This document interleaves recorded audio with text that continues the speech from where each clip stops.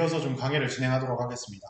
아까 전 시간에 제가 키워드 강의가 매우 중요하다고 그랬어요. 키워드 분석하는 게. 키워드 분석하는 게 왜 중요하다고 말씀을 드렸죠?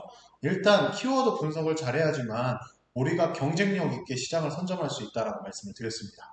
자, 그러면 키워드 분석 앞서서 고객이 어떤 키워드를 검색하는지를 이해하는 게 상당히 중요합니다. 그래서 키워드 분석에 앞서서 고객을 이해하는 방법에 대해서 말씀을 드릴게요.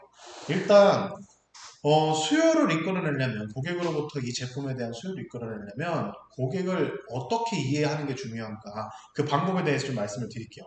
일단, 우리가 그렇게 봅시다. 여러분들이 점심시간이 되면 어때요?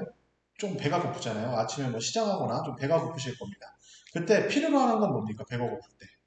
내가 뭔가를 섭취해야 된다, 먹어야 된다는 내용이 내가 필요로 하는 겁니다. 그러면 자, 원하는 것은 무엇이냐? 이 필요로 한 것을 충족했을 때 내가 이왕이면 내 칼국수를 좋아한다, 보리밥을 좋아한다, 아니면 뭐 선짓국을 좋아한다, 이런 내용들이 하나의 내가 원하는 메뉴가 될 수 있어요. 그럼 이런 원하는 것들을 충족시켜줬을 때 개인의 상황에 따라서 다른 구체적인 욕구가 충족이 됐을 때 내가 그 제품을 구매해야 된다라는 수요욕이 생기게 됩니다. 그것을 뭐라고 얘기하냐? 원하는 것을 살 수 있는 구매력, 그 수요를 이끌어내는 것을 상당히 고객이 어떤 걸 필요로 하고 원하고 이걸 바탕으로 수요를 이끌어낼 수 있느냐를 가지는 것이 되게 중요한 요소가 될 수 있다고 봅니다. 자, 우리의 고객이 누구인지에 대해서 한번 알아보도록 하겠습니다. 자, 여기 그림에 보시는 것처럼 다양한 사람들이 뭐 비즈니스 하는 장면, 그리고 음악 듣는 장면, 여러 가지 장면이 있는데 이 사람들 내면에는 내가 음악을 듣고 있지만 사람들이 많은 데서 속으로 춤을 출 수도 있고요. 비즈니스를 하지만 그 비즈니스 관계 중에서 뭔가 내가 이익을 얻을 수 있고 가치를 찾을 수 있는 여러 가지 조건이 있을 겁니다. 그것처럼 고객들은 우리 상인에 와서도 제품을 구매하기 전에 가면을 쓰고 여러분들을 대할 거예요. 어느 정도 친하기 전까지. 주변에 있는 상인 사람들과 혹은 친구들과 얘기를 하다 보면 그 친구의 본성과 마음속에 있는 내면에 있는 정보를 얻기까지는 다양한 가면을 벗겨내야 되는 상황이 도래할 겁니다. 자, 그럼 그 고객들을 어떻게 찾아낼 것이고 어떻게 느낄 것인가에 대한 걸 말씀을 좀 드리는데요. 그 부분에 대한 부분 자체가 페르소나라고 하는 부분이에요. 페르소나는 일단 이렇게 생각하시면 됩니다. 현대에서 고급 세단 라인이 뭐가 있죠? 제네시스라는 라인이 있잖아요. 그러니까 현대차라는 것을 그랜저와 그 후에 있는 제네시스라는 라인을 뽑아내면서 현대차를 이용하는 사람들, 나는 조금 더 고급이고 의존하고 싶은 사람들에 대한 그 페르소나, 본능적인 욕구를 충족시키기 위해서 제네시스 라인이 나왔습니다. 그러면 이제 페르소나가 뚜렷한 기업들, 그러니까 페르소나가 뚜렷하다는 건 뭐냐면 내가 고객에게 전달하는 메시지가 고객의 특성, 그 캐릭터를 충족시켜 줄 수 있는 뚜렷한 기업들은 사람들의 호감을 삽니다. 네, 호감을 사고 호감이 전략을 이긴다라고 볼 수가 있습니다. 자, 우리 스마트폰 뭐 쓰시나요? 갤럭시 쓰시나요? 애플 쓰시나요? 갤럭시를 쓰는 사람들은 뭐 비즈니스적으로 편리하기 때문에 갤럭시를 쓰지만 애플을 사용하는 사람들한테 인터뷰했을 때 애플은 약간 스마트하다, 그리고 도시적인 뭐 이런 느낌에 대한 뭐 심미적 기능에서 풍겨나오는 세련된 이런 이미지를 가져왔습니다. 그럼 갤럭시는 어떨까요? 갤럭시 같은 경우는 조금 더 올드한, 그리고 약간은 좀 편리한 이런 이미지를 줬습니다. 이런 이미지가 그 제품을 개발할 때 사실 그 타겟이 누구냐에 따라서 적합하게 좀 적용이 됐다라고 볼 수가 있는 겁니다. 자, 그러면 우리가 검색을 할 때 네이버로 검색하다, 구글을 검색하다 라는 부분에 대해서 좀 이미지를 좀 생각해 보면요. 구글 같은 경우는 되게 심플해요. 네이버는 여러 개 광고가 있지만 구글 창을 들어가는 순간 캐주얼하고 좀 나이스한 이미지를 가져갈 수가 있어요. 그것처럼 나한테 맞는 성향이 어떠냐에 따라서 내가 이용하는 고객이 달라집니다. 단골 고객이 있으시죠? 그 단골 고객이 왜 여러분들이 운영하는 가게에 와서 단골이 됐을까요? 똑같은 메뉴를 팔고 똑같은 점포에서 똑같은 제품을 파는데 어떤 고객은 A라는 가게를 갈 수 있고 어떤 고객은 B라는 가게를 갈 수가 있습니다. 그러면 그 A라는 곳과 B라는 곳에 대한 가게를 방문하게 됐을 때 이 사람들이 왜 어떻게 해서 어째서 그 장소를 가서 단골이 되는지에 대한 걸 좀 이해를 해보면 나하고 컨디션이 같이 맞았을 때 그 나하고 뭔가의 페르소나가 공감되는 게 형성이 됐을 때 그 가게에 단골이 될 수가 있습니다. 가격으로 전략을 제안해 줄 수도 있고요. 아니면 뭔가 가게에서 풍기는 냄새, 아니면 가게에서 제공해 주는 그 가게 사장님에 대한 그런 느낌, 이런 부분 자체가 나의 성향과 내 내면에 있는 성향과 보여주는 내면에 있는 성향과 맞아 떨어졌을 때 그 단골 고객이 될 가능성이 많습니다. 그러면 우리 가게에 방문하는 사람들의 성향은 어떤지를 이해를 하셔야지만 그 성향에 맞춰서 그들이 원하는 키워드가 이 제품을 구매할 때 왜 이 제품을 구매했는지, 그들이 원하는 키워드가 무엇인지에 대한 걸 파악하고 이해할 수가 있고, 그걸 우리가 온라인에 접목시킬 수가 있겠죠. 네. 자, 그러면 우리가 온라인 시장에서 다양한 온라인 시장이 존재했지만 어떻게 이 온라인 시장에 접근할 수 있을까에 대한 고민을 좀 할 수밖에 없습니다. 자, 그렇다 보면 아무래도 목표 고객을 설정하는 게 되게 중요한데요. 일단 어떻게 고객을 세분화하고 목표 고객을 설정할 것인가에 대한 고민을 할 필요가 있습니다. 자, 이게 지금 보이시는 화면은 무전기 시장이에요. 무전기 시장인데 우리가 무전기를 사용한다는 걸 생각을 해보면 어디예요? 대부분 다 군대에서 무전기를 사용한다. 아니면 뭐 레저하는 데서 무전기를 사용한다. 요새 뭐 핸드폰 쓰지 무슨 누가 무전기 사용하냐? 라는 얘기가 있겠지만 보안이 생명인 곳에서는 1대1의 전파가 통하는 곳에서 무전기를 사용을 합니다. 송수신을. 그렇다 보니까 무전기를 진입하려고 했는데 내가 그냥 단순하게 지금 노란색으로 표현되어 있는 부분 있잖아요. 노란색으로 표시되어 있는 부분들만 대부분 무전기를 사용한다고 판단을 했어요. 내가 제품을 가지고.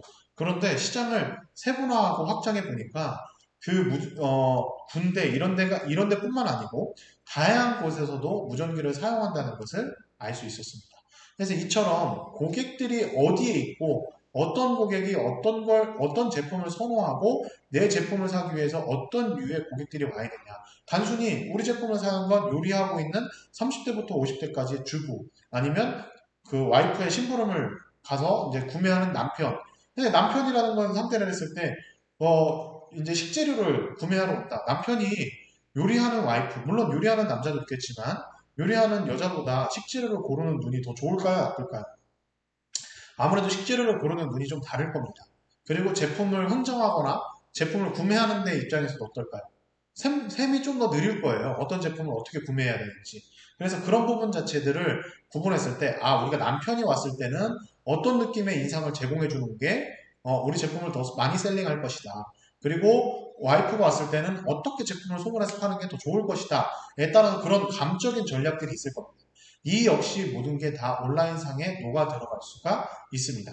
그렇기 때문에 온라인 시장 내에서도 내가 단순히 고객을 키워드로만 접근하는 게 아니고 키워드 내에 컨텐츠도 가져가야 되고 이 키워드를 통해서 들어온 사람들이 이 제품을 바로 구매를 일으킬 수 있게끔 하는 전략이 되게 이제 뭐 신경을 많이 써야 될 전략 중에 하나죠. 자, 그래서 고객에 대한 특성을 좀 분류를 해볼게요. 일단 우리가 와도 새로운 고객이 들어옵니다. 새로운 고객은 어때요? 일단 뭐 간을 보고 가기 때문에 수익성도 낮을 수가 있고요. 그 다음 충성도도 당연히 낮겠죠. 단골 고객이 될 가능성이 적으니까. 근데 여기서 내가 신규로 왔다가 우리 제품을 관심 있게 봤어요. 관심 있게 보고 우리 점포를 관심 있게 봤어요. 그럼 어떻겠어요? 수익성이 관심 있게 봤기 때문에 아무래도 수익성이 좀 더 높을 수 있습니다. 그렇지만 이 사람들이 충성도하고 연결되는 거는 좀 다른 문제가 될 수 있습니다. 자, 그럼 우리 가게에 대해서 항상 호감도를 갖고 계신 분들이 있어요. 호감도를 갖게 있으면 이분들은 호감적이니까 충성도도 높아요. 우리 가게에서 어떤 걸 하겠다면 호감이 있으니까 당연히 그걸 수용할 수 있겠지만 이 사람들이 그렇다고 해서 매출을 많이 일으키느냐? 이건 또 아닌 집단이 될 수 있겠죠. 근데 우리 가게에 대해서 완전 충성 고객들은 어때요? 매출도 많이 올리고 그리고 내가 새로운 제품이나 새로운 거에 대한 충성도 역시 상당히 높겠죠. 그래서 이제 신규 고객 같은 경우는 약간 뭐 이렇게 들러리 같은 개념이 많아요. 그냥 뭐 둘러보고 가거나 그리고 제품에 대해서 내가 오늘 뭐 어떤 식재료를 사기로 했는데 그 식재료에 대해서 생각을 하다 보니까 관심이 있어요. 관심이 있는데 우리 가게에 딱 도착했을 때 어때요? 수익성이 당연히 올라가겠죠. 뭐 고등어나 아니면 내가 뭐 돼지고기를 산다, 전지를 산다라고 했을 때 내가 그걸 산다라고 머릿속에 갖고 있으면 관심도가 올라가 있을 거 아니에요. 그렇게 되면 당연히 내가 원하는 정육점에 가서 세일을 한다거나 뭐를 한다고 했을 때 고객 수익성은 바로 연계가 될 수 있습니다. 호감 고객은 내가 그 점포에 대한 기억이 있으니까 내가 정육점 가서 저번에 괜찮았네? 그 정육점 고기 맛있더라 라고 생각하는 순간 그 정육점에 대한 호감도가 이미 생겼어요. 그렇다 보니까 어때요? 기업에 이제 가서 정육점 맛있었어요. 서비스 또 왔으니까 또 서비스 좀 더 주세요. 라고 표현할 수 있겠죠. 그렇기 때문에 기업의 요구사항도 많고 관심도 많아집니다. 충성도가 그렇게 해서 높아지는 거죠. 근데 이런 사람들은 어때요? 제품을 서비스를 더 달라고 하거나 뭐가 있나요? 라고 물어보지 제품을 그렇게 많이 사가진 않아요. 근데 우리가 충성 고객이 된다면 어떨까요? 기업에 요구하는 상황도 많아지고 그리고 기업에 대해서 관심도 많아집니다. 그렇다 보니까 자연스럽게 수익과 충성도가 높아지니까 유대관계가 생깁니다. 그러니까 실제로 한 연구에서도 이런 관심 고객, 신규 고객, 그 다음에 호감 고객을 관리하는 것보다 충성 고객을 관리하는 게 마케팅적으로 훨씬 더 가치가 있다. 그리고 충성 고객이 제공하는 매출액 자체가 나머지 세 분류의 고객보다 훨씬 더 높다. 그래서 충성 고객을 잘 관리하는 게 상당히 중요한 요소다. 라고 하는 연구가 실질적으로 있었습니다. 그래서 충성 고객은 관리 형태를 해주는 게 중요하고요. 여러분들이 온라인 마케팅을 진행하거나 온라인 장보기를 하더라도 우리 쪽에서 계속해서 제품을 구매하는 사람들한테는 그냥 제품 장보기 했을 때 혹은 스마트 스토어 했을 때 손편지라도 하나 써서 보내주시거나 아니면 뭐 서비스라도 제품이라도 포장해주게 되면 이 사람들은 아 내가 관리를 받고 내가 이 사람하고 유대관계가 있는구나라고 생각을 할 겁니다. 근데 이렇게 내가 지속적인 단골 활동을 진행하는데 어느 날 갑자기 이 사람 그러니까 사실 서비스직이나 뭔가를 하는 것 자체가 되게 어려운 일이에요. 그러니까 저 같은 사례를 좀 말씀드려볼게요. 집 앞에 정육점에 가서 제품을 샀습니다. 그러니까 저는 처음에 이제 어쨌든 컨설팅적인 부분에서 도움을 주니까 이런 제품을 이렇게 판매하면 좋겠네요. 저렇게 판매하면 좋겠네요. 그래서 한 두세 번 갔을 때 이분이 저한테 뭐라고 말씀하셨냐면 사장님 말대로 했더니 매출이 좀 올랐어요. 라는 표현을 저한테 해주셨어요. 그래서 이제 그런가 보다 하고 이제 서로 그분이 갈 때마다 뭔가 서로를 이제 케어해주고 공감이 되는데 어느 날은 그분이 기분이 안 좋으셨나 봐요. 제가 가서 제품을 구매를 하고 이제 소고기를 좀 샀습니다. 샀는데 이분의 평소 태도가 본인 기분 때문인지 조금 그러니까 기분이 별로 안 좋으니까 저를 대하는 응대에 대한 서비스적인 부분이 많이 떨어졌어요. 그러니까 그 순간 제가 이제 제품을 저는 그 타이밍이 안 좋았던 거죠. 비싼 가격에 소고기를 구매했지만 이분이 저한테 응대하고 대접하는 서비스 품질 자체가 떨어진다는 순간 느끼는 순간 저는 그 가게에 방문하고 싶지 않고 그 정육점에 다시 가고 싶은 생각이 사실은 들진 않았어요. 근데 그럼에도 불구하고 이제 기존에 유대가 있었으니까 한 번의 실수는 있겠지만 다시 방문을 하겠죠. 그러니까 제가 충성 고객이 됐기 때문에 어떻게 보면 그 가게에 충성 고객이 됐기 때문에 지속적으로 뭐 명절이나 선물을 줄 때 제품을 구매한다거나 이런 걸 할 때 그 사람들하고 계속 유대 관계를 진행을 할 텐데 그러한 관계가 지속적이지 않을 수 있는 거는 한순간에 실수일 수 있습니다. 일 수 있습니다. 그러면 충성 고객은 역시 관리적인 포인트가 되게 중요해요. 명절 앞두고 문자 한번 보내거나 좋은 제품 있으니까 따로 빼놓겠습니다라고 문자를 보낸다거나 뭐 이런 이벤트를 진행하는 게 좋을 것 같고요.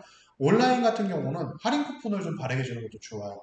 아니면 서비스를 제공해 주는 것도 좀 되게 많이 도움이 될 수 있겠죠. 그것처럼 이제 고객 특성을 상당히 잘 반영하는 게 좋고요.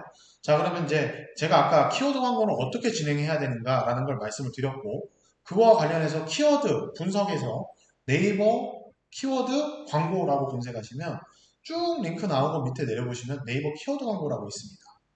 그럼 그걸 클릭해서 들어가시면 아까 회원가입에서 로그인을 진행하셨죠?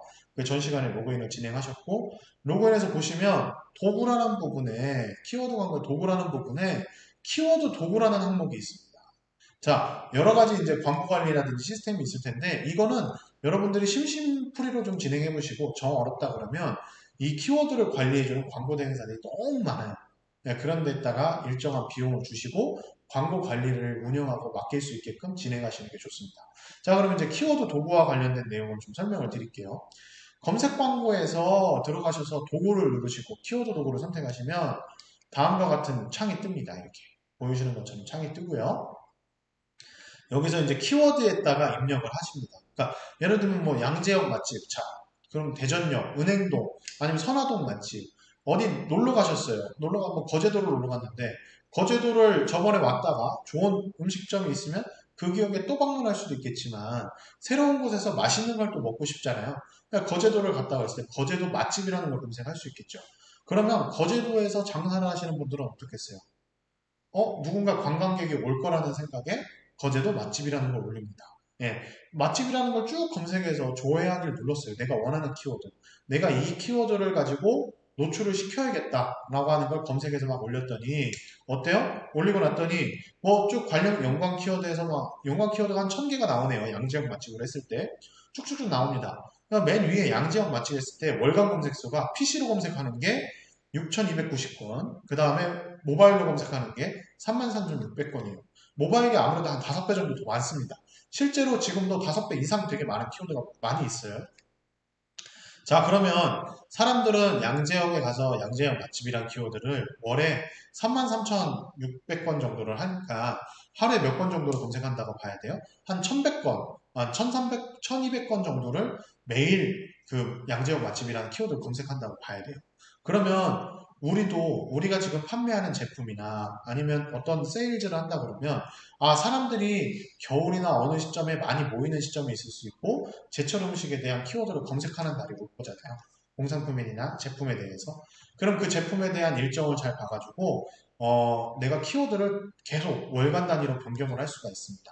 그러면 사실 이제 양재역 맛집이라는 키워드를 누르게 되면 그 키워드가 어느 시점에 많았나에 대한 연간 추이와 월간 추이를 보여줍니다. 여기서. 네, 보여주게 되고요. 그 다음에 저 3번을 보시면 경쟁 정도가 나와 있습니다. 이 경쟁 정도는 중간, 낮은, 뭐, 높음 이렇게 나와 있는데 높은 거 같은 경우는 경쟁이 심하다는 거잖아요. 그죠? 근데 보면 경쟁 정도가 낮은 상태에 맨 밑에 보시면 양재 시민의 숲 맛집 이렇게 있는데 검색량이 한 2,500, PC로 2,580건, 그 다음에 모바일로는 13,800건 정도가 나와 있어요. 자, 그렇다고 하면 모바일 건수가 13,800건이니까 양재역 맛집보다는 어때요? 한 3분의 1 정도 키워드가 되는데 양재역 주변에 시민의 숲하고 되게 가깝게 있거든요. 경쟁 정도가 낮아요. 그러면 우리는 낮은 키워드 중에 검색량이 좀 높은 키워드를 타겟으로 잡아서 광고를 진행하자는 얘기예요. 오히려 왜냐면 중간이나 높은 데 가게 되면 광고비 자체도 비싸기도 하지만 경쟁이 너무 심하다 보니까 어떻게 되겠어요? 아무래도 뒤로 밀릴 수밖에 없겠죠. 매일매일 관리를 해줘야 되는데 그런 관리보다는 우리가 그냥 짜투리, 좀 주변에서 내가 1등은 아니더라도 2등만 여러 개 하면 좋잖아요. 1등보다 2등을 여러 개 하는 전략을 써서 다양한 데 넓게 포진을 시켜주면 1등에서 치열한 경쟁을 쓰는 100만 원보다 그러니까 한 개에 100만 원을 쏟는 것보다 2등에서 한 뭐 10개에 100만 원을 쏟는 게 훨씬 더 어떻겠어요? 나중에 경제적으로 보면 비용적인 측면이나 경제적인 측면에 더 효율이 있겠죠. 근데 대부분의 처음 시작하시는 분들은 어떤 실수를 범하시냐면 경쟁이 치열한 데 가서 돈을 다 쓰고 에이 돈만 쓰고 효과 없네 라는 결론을 내립니다. 근데 나 그거 안 합니다 라고 얘기를 해요. 우리가 뭐 자원이 충분하거나 비용이 많은 경우에는 그러한 문제가 안 돼요, 사실은. 쿠팡이나 11번가 이런 데에서 광고비를 수백씩 쓰기 때문에 그런 데하고 우리가 경쟁할 수가 없어요, 사실은.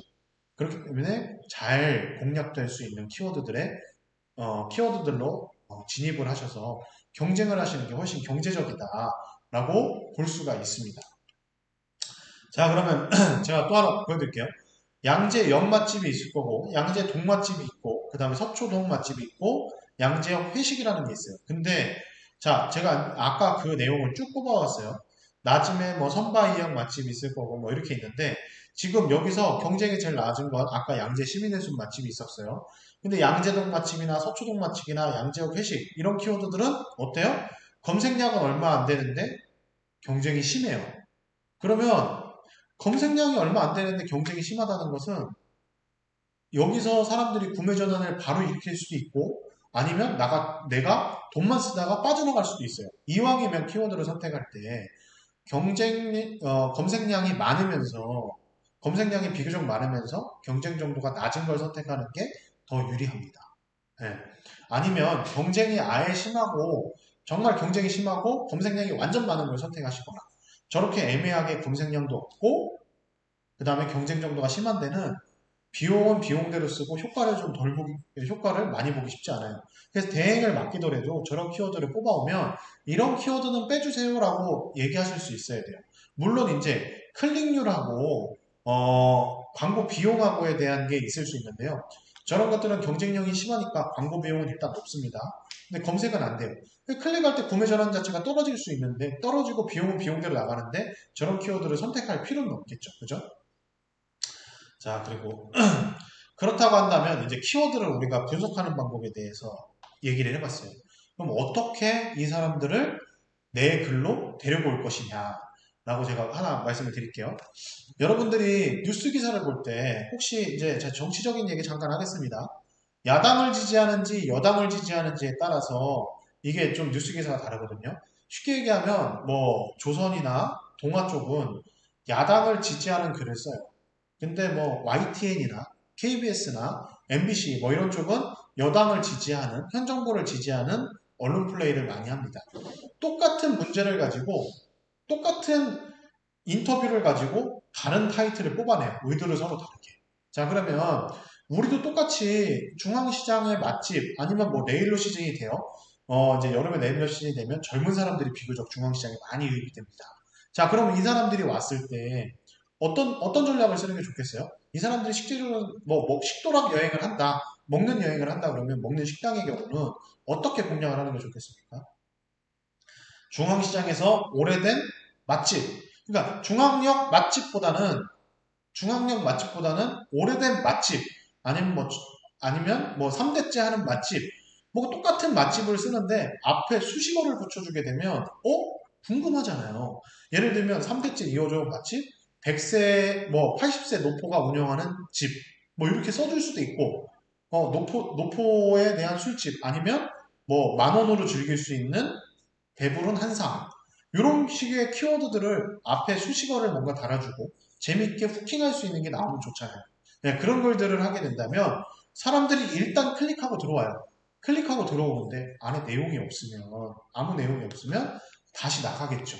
그렇지만 머릿속에서는 그 사람들이 그냥 맛집보다 어떤 수식어가 있는 맛집이라고 한다면 머릿속에 오래 남겠죠. 쉽게 얘기하면 이거 하나 제가 뭐 하나 물어볼게요. 뭐 20분 내에 다 먹으면 공짜인 돈가스, 왕돈가스 집 이러면 순간적으로 머릿속에 그냥 왕돈가스가 아니고 진짜 많은 왕돈가스라고 생각이 들 수 있겠죠.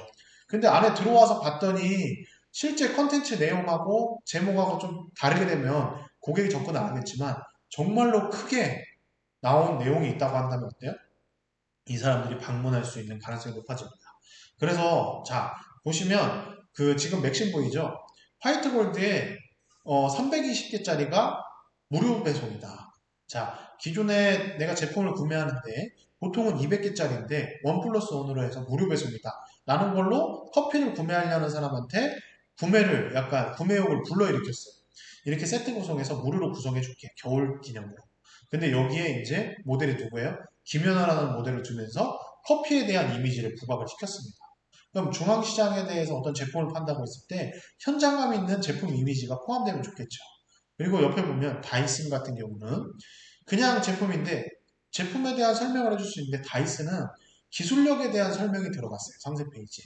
그럼 우리가 우리 제품에 대한 걸 하려면 원산지를 강조한다거나 가격이 싸다라는 걸 얘기하려면 어떻게 제조하기 때문에 가격이 싸다라는 얘기를 한다거나 아니면 우리가 어떤 경쟁력을 가지고 뭘 한다라는 가치 제한이 필요할 만큼에 대한 내용이 쭉 스토리처럼 풀어나가야 됩니다. 자, 그러면 이게 이제 안 된다고 한다면 어떻게 되냐. 일단 대부분의 사람들이 잘 광고를 진행해 놓고 마케팅 실패를 경험합니다. 왜 그러냐? 남과 다르게 만드는 상세 페이지. 그래서 들어왔을 때 상세 페이지에 대한 형태가 좀 없거든요. 그럼 그 상세 페이지를 보는 전략은 일단 들어왔을 때 타겟에 맞지 않아요. 이 상세 페이지가. 나는 세련되게 문구를 뽑아놨는데 내용 자체가 우리가 이 시점에 들어오는 사람들을 대변하지 못하는 경우가 많습니다. 그리고 마케팅 비용 자체를 설정하지 않아요. 광고 비용을 월에 내가 10만 원이면 10만 원, 20만 원, 20만 원 쓴다는 건데 무조건 그냥 나 30만 원만 쓸게 라고 얘기를 해요. 광고가 잘 돼서 진짜 그걸 통해서 많이 들어오는데 30만 원 이상 더 쓰면 고객이 두세 배 더 들어요. 그런데도 불구하고 그거를 이제 광고비를 딱 정확하게 설정을 하지 않기 때문에 그렇게 되는 상황에 대한 변수를 볼 수가 없겠죠. 그래서 주객이 전도합니다.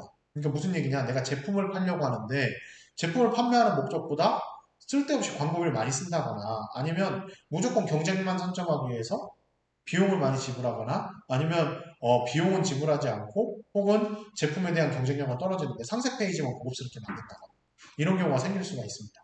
마케팅 실패가 됐을 때에 대한 상황도 좀 대처할 필요가 있는데 그 부분에 대한 것도 감안을 하지 않는 경우가 마케팅 실패에 대한 요인이 될 수 있겠죠. 그러면 이제 상세 페이지를 어떻게 만들 것이냐. 우리 동네 장보기도 똑같아요. 똑같은 영인의 시금치 가게, 철순의 시금치 가게 두 개가 있어요. 근데 어떤 영인의 시금치 가게는 그냥 우리 시금치하고 뭐 이런 거 잔뜩 있어요 라고 풀어내는 반면에 철순의 시금치 가게는 어때요? 여기 시금치 샀더니 너무 맛있어요 라는 후기를 남겨줬고 그 다음에 우리 시금치를 한 박스 사면 그 다음 돼지 감자를 한 박스 줘요 라는 이벤트를 남길 수도 있고 그 다음에 먹어봤더니 시금치로 해서 각종 잡채도 해봤고 시금치국도 끓였고 진짜 맛있어요 라는 후기가 내용이 들어갈 수도 있고 그 다음 제품 시금치에 대한 스토리를 어디서부터 어떻게 가져왔고 어떤 단계를 통해서 깨끗하게 제공합니다. 국내산입니다라는 걸 제품 상세로 나올 수 있고 시금치와 함께 먹으면 맛있는 제품들 잡채를 만들 때 표고버섯이나 당근 뭐 이런 각종 채소를 집어넣으세요라고 하는 관련된 제품을 놓게 되면 업셀링이 될 수 있겠죠. 그리고 서비스의 안내 뭐 이렇게 와서 어떻게 사용했는지 구매 후기에 대한 내용들을 스토리로 풀어나가게 되면 고객들은 쭉쭉쭉 스크롤을 내리면서 3초 내에 제품에 대한 걸 싹 파악을 합니다. 요새는. 요새 누가 글을 다 읽진 않아요. 대부분 영상 콘텐츠나 이미지 형태이기 때문에 제품을 롤링하다 다 끝나버려요. 예, 그런 것처럼 제품을 그런 식으로 개발하게 된다면 어떻게 했어요? 아무래도 고객에게 내가 내 제품을 전달하는 요소가 충분히 가능하겠죠. 그죠? 예, 그게 충분히 될 수 있을 거라고 보여집니다. 자, 그럼 이제 옐로우라이트라는 회사를 좀 볼게요. 여기는 제품은 뭐 하는 데냐면, 식탁이나 원목 테이블을 판매하는 곳들이에요. 판매하는 곳인데, 어떻게 판매를 하냐. 그냥 단순히 판매하는 게 아니고, 스토리를 담았어요. 옐로우라이트는, 검증을 누가 했고, 누적해서 몇만 개를 팔았고, 오랫동안 공방에서 일한 사람들이 아니고, 진짜 전통적으로 가구를 만든 장인들이 했습니다라고 컨텐츠를 판매합니다. 네, 가구를 만든 장인이 실질적으로 동영상으로 가구를 만드는 영상으로. 네. 그 다음에 스타벅스 같은 경우는 이제 스토리를 판매하는데 스타벅스에 대한 얘기가 나와요. 갑자기 카페를 판매하는데 내 테이블을 판매하는데 왜 그러냐면 집에서 즐길 수 있는 스타벅스다. 그럼 이 제품은 홈카페가 가능하다. 집에서 카페처럼 활용할 수 있다라는 스토리를 또 담아요. 그리고 아이하고 눈 맞추는 공간. 아이와 눈 맞추는 공간은 뭐냐면 아이가 사용하기에도 부담 없는 제품. 아이가 쉽게 여기서 테이블에서 낙서를 해도 잘 지워질 수 있고요. 엎질러도 잘 닦일 수 있고, 그 다음에 아이가 사용하기에는 부담이 없는 제품이다라는 스토리를 좀 잡습니다. 자, 그러면 이 제품들을 다행히 그냥 제품을 똑같이 설명하는데, 이 제품은 안전해요라고 아이도 사용하기에 안전해요라고 설명하는 게 좋아요? 아니면 아이와 눈을 맞추는 공간이라고 감성적인 전달하는 게 좋나요? 제품에 하는 콘텐츠를 홍보함으로써 이 39만 원, 40만 원 가까이 하는 제품이 4,200개나 팔립니다. 18억이라는 매출을 낳고요. 그리고 이 브랜드는 브랜드 가치를 인정받음으로써 계속해서 새로운 제품들을 만들 때마다 그 제품에 대한 새로운 구매가 추가적으로 이루어집니다. 네. 이처럼 이제 우리가 네이버 장보기와 아니면 스마트 스토어에 대한 입점도 중요하지만 입점 이후에 내가 내 콘텐츠를 어떻게 잘 노출시킬 수 있느냐 이런 부분을 대표님들께서 잘 이해하시는 게 중요한 부분인 거고요. 그 부분을 통해서 대표님들께서 옆에 있는 가게보다 경쟁력 있고 생존해서 살아남기 위한 아까 얘기했죠. 뭐 처음에 10개 가게 중에 결국엔 3개 정도가 생존을 못한다고 그 3개 점포가 되기 위한 전략은 다름 아닌 이제 컨텐츠를 얼마나 잘 세우느냐 이러한 실전 전략으로 이해를 하시면 될 것 같습니다. 네, 이상으로 강의를 마치도록 하겠습니다. 대표님들의 성공을 응원합니다. 감사합니다.